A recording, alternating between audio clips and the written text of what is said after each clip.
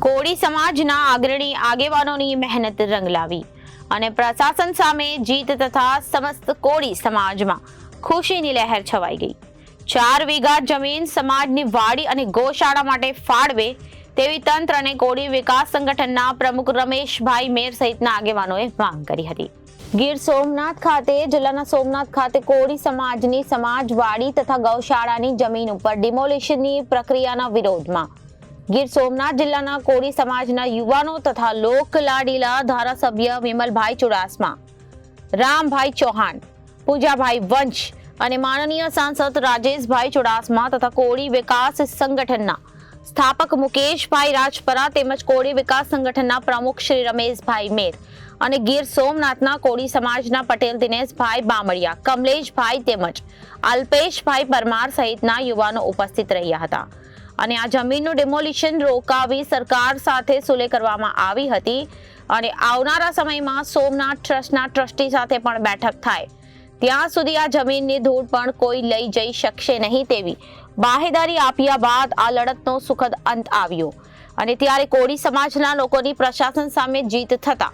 ગુજરાત કોળી વિકાસ સંગઠનના પ્રમુખ રમેશભાઈ મેર સહિતના આગેવાનોને અને લોકોમાં આનંદની લાગણી છવાઈ જવા પામી હતી। રિપોર્ટર મહેશભાઈ ઉતેરિયા, એબીસી ન્યૂઝ, સુરેન્દ્રનગર। જય સોમનાથ, જય કોળી સમાજ। આજે સમસ્ત ઠાકોર અને કોળી એકતા સમિતિના અમારા સ્થાપક મુકેશભાઈ રાજપરા અને અમારી ટીમ દ્વારા જ્યારે આજે ગીર સોમનાથમાં સોમનાથ ખાતે જે 4 વીઘા જેવી અમૂલ્ય જમીન છે તે અહીંના પ્રશાસન દ્વારા કોળી સમાજની જમીન જે પડાવવાનું કારસ્થ કરવામાં આવ્યું હતું એના અનુસંધાને કોળી સમાજે એક થઈ અને જબરજસ્ત લડાઈ કરી। એમાં અહીંના અમારા જે કંઈ સમાજના પ્રમુખો છે, પટેલો છે અને અહીંના જે ધારાસભ્ય વિમલભાઈ ચુડાસમા હોય એ લોકો આવી અને જે પ્રશાસન સામે લડત કરી અને આજે જે એનો દુઃખદ અંત આવ્યો છે કે આવનારા સમયમાં જ્યાં સુધી સોમનાથ ટ્રસ્ટના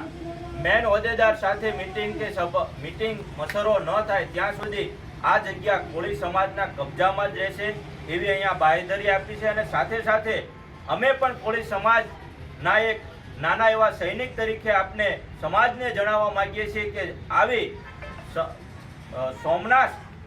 જેવી ધર્મસ્થળમાં આપણી 4 વીઘાની જગ્યા છે, આ જગ્યા કોળી સમાજ પાસે વર્ષોથી ટ્રસ્ટ છે એમાં એમને આપેલી છે અને એ અત્યારે જે હડપવાનું કાર્ય થશે તો આવનારા સમયમાં ગુજરાતભરના કોળી સમાજના એક દીકરો જે રીતે સોમનાથ બચાવવા માટે